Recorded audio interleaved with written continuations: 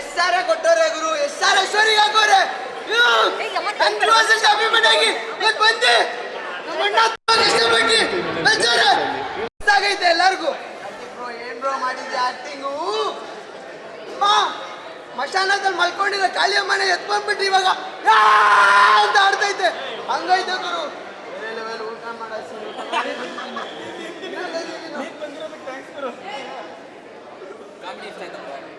ಪ್ರತಿಯೊಬ್ಬರು ಕೇಳ್ಕೊಂತೀನಿ.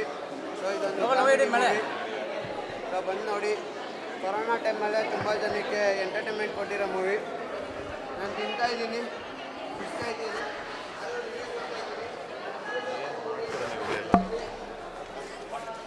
ಚೇಂಜ್ ಮಾಡೋದು ಅಲ್ಲಿ ಕಿರ್ಚಾಡ್ತಾನೆ, ಇದು ಕೇಳಿಸುತ್ತೆ ತಾನೆ.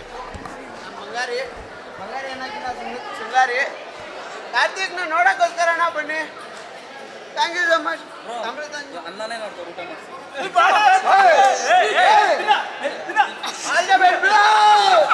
ಅಮೃತಾಂಜನ್ ಮೂವಿಗೆ ಒಳ್ಳೇದಾಗ್ಲಿ ಅಂತ ಕೇಳ್ಕೊತೀನಿ.